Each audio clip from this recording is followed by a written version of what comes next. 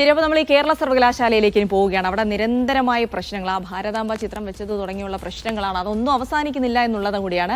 കുറേ ദിവസങ്ങളായി വാർത്താ കേന്ദ്രമായിരുന്നു കേരള സർവകലാശാല. ഇടക്കാലത്ത് ഒരു ആശ്വാസം ഉണ്ടായിരുന്നു. കാലത്തൊരു ആശ്വാസം. എന്തായാലും ചെറിയ ചെറിയ വാർത്തകൾ, അതായത് ഈ ചട്ടം അവിടെ പാലിക്കേണ്ടത് അല്ലെങ്കിൽ ചട്ടം നടപ്പാക്കുന്നു എന്ന് ഉറപ്പാക്കേണ്ടത് ആരാണ്? VC ആണ്. ആ VC തന്നെ ചില ചട്ടങ്ങൾ കാറ്റിൽ പറത്തുന്നു എന്നുള്ള റിപ്പോർട്ടുകളാണ് ഇപ്പോൾ പുറത്തു വരുന്നത്. 4 മാസത്തിൽ ഒരിക്കൽ സെനറ്റ് യോഗം ചേരണമെന്ന സർവകലാശാല ചട്ടമാണ് ഇപ്പോൾ മറികടന്നിരിക്കുന്നത്. ജൂൺ 17-നാണ് സെനറ്റ് യോഗം അവസാനം ചേർന്നത്. ഒക്ടോബർ 16-നുള്ളിൽ സെനറ്റ് യോഗം ചേരണം എന്നുള്ളതാണ് ചട്ടപ്രകാരം. എന്നാൽ ഇത് മറികടന്ന് നവംബർ 1-ന് VC സെനറ്റ് യോഗം ഇപ്പോൾ വിളിച്ചിരിക്കുന്നു. ഗവർണർക്ക് പങ്കെടുക്കേണ്ടതിനാലാണ് യോഗം നീട്ടിയതെന്നുള്ള വിശദീകരണം കൂടിയാണ് VCയുടെ ഭാഗത്ത് നിന്ന് ഇപ്പോഴുണ്ടാകുന്നത്.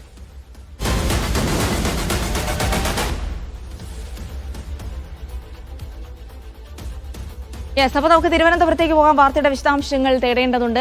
സ്വാഭാവികമായിട്ടും ഈ കേരള സർവകലാശാലയാകുമ്പോൾ അത് വിജിൻ തന്നെയാണ്. കാരണം വിജിനാണ് അവിടെയുള്ള സ്ഥിരമായി വിജിനാണ് ആ ബീറ്റ് കേരള സർവകലാശാലയിലെ കാര്യങ്ങളൊക്കെ പറഞ്ഞുകൊണ്ടിരുന്നത്. അപ്പോൾ വിജിൻ, ഈ VCയുടേത് ചട്ടലംഘനമാണ്, കാരണം ഒക്ടോബറിൽ ചേരേണ്ടതാണ്. ഇപ്പോൾ ഗവർണറുടെ സൗകര്യം പരിഗണിച്ചുകൊണ്ടാണ് നവംബറിലേക്ക് മാറ്റിയതെന്ന് പറയുമ്പോൾ ആ ഒരു ചട്ടലംഘനത്തെ സാധൂകരിക്കാൻ കഴിയുമോ എന്നുള്ള കാര്യം കൂടിയുണ്ട്. ഇതിലൊരു സിൻഡിക്കേറ്റിന്റെ ഒക്കെ പ്രതികരണം വന്നിട്ടുണ്ടോ? എന്താണ് ഇപ്പോൾ അവിടെ നടന്നുകൊണ്ടിരിക്കുന്നത്?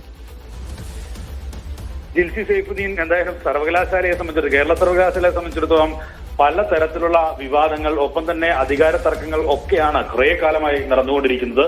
അത് വീണ്ടും തുടരുകയാണ്. അതായത് പലതവണ ചട്ടങ്ങൾ ലംഘിക്കപ്പെടുന്നു എന്നൊക്കെ സിൻഡിക്കേറ്റ് അംഗങ്ങൾ നിരവധി തവണ VCക്കെതിരെ പരാതിയുമായി രംഗത്തെത്തുന്ന സാഹചര്യമുണ്ട്. നിലവിൽ VCക്കെതിരെ സിൻഡിക്കേറ്റ് അംഗങ്ങൾ തന്നെ പോലീസിൽ ഒരു ക്രിമിനൽ കേസ് കൂടി കൊടുക്കുന്ന സാഹചര്യമൊക്കെ ഉണ്ടായിരുന്നു.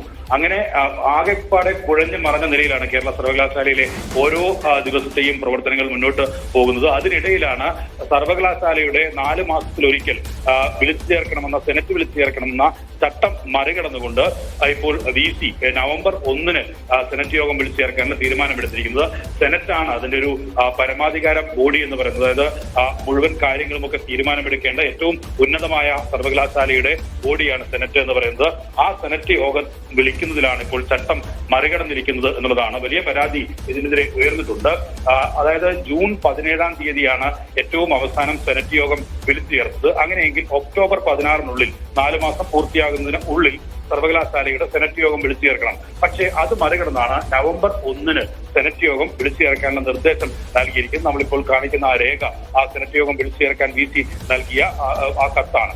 അത് ഈ സർവകലാശാലയുടെ ചട്ടങ്ങളുടെ പൂർണ്ണമായ ലംഘനമാണ് എന്നുള്ളതാണ് സിൻഡിക്കേറ്റ് അംഗങ്ങൾ ഉൾപ്പെടെയുള്ളവർ വ്യക്തമാക്കുകയും ചെയ്യുന്നത്. സിൻഡിക്കേറ്റ് സർവകലാശാലയുമായി ബന്ധപ്പെടുന്ന ആളുകളും അത് സ്ഥിരീകരിക്കുന്നുമുണ്ട്. സർവകലാശാല ചട്ടപ്രകാരം 4 മാസത്തിൽ ഒരിക്കലാണ് ഈ സെനറ്റ് യോഗം വിളിച്ചു ചേർക്കേണ്ടത്. ഇതിന് VC പറഞ്ഞിരിക്കുന്ന മറുപടി എന്ന് പറയുന്നത് അത് ചാൻസലർ കൂടിയായ ഗവർണർക്ക് യോഗത്തിൽ പങ്കെടുക്കേണ്ടതുണ്ട്. അതുകൊണ്ട് അദ്ദേഹത്തിന്റെ സൗകര്യം പരിഗണിച്ചാണ് നിലവിൽ നവംബർ 1-ലേക്ക് ഈ തീയതി മാറ്റിയത് എന്നുള്ളതാണ് പറയുന്നത്. പക്ഷേ അങ്ങനെ ചെയ്യാൻ ഒരു സാധാരണ നിലയിൽ പറ്റുന്നതല്ല. കാരണം ചട്ടങ്ങൾ ഏത് തരത്തിലും പാലിക്കപ്പെടേണ്ടതുണ്ട്. ഈ ചാൻസലർ ഈ സെനറ്റ് യോഗത്തിൽ നിർബന്ധമായും പങ്കെടുക്കണം എന്നുള്ളത് അത്ര നിർബന്ധമുള്ള കാര്യമല്ല.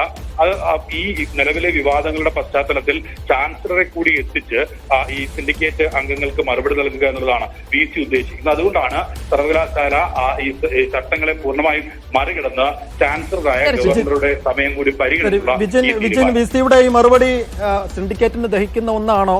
ഈ VC സിൻഡിക്കേറ്റ് യുദ്ധം പോര് ഇടക്കാലത്ത് അത് അവസാനിച്ചു എന്നൊരു ആശ്വാസം ഉണ്ടായിരുന്നു. അപ്പൊ ഈ പുതിയ സംഗതി, ഈ ഫൈറ്റ് ഒരു പുതിയ തലത്തിലേക്ക് കടക്കുന്നു എന്നതിന്റെ ഒരു സൂചന നൽകുന്നുണ്ടോ വിജയൻ?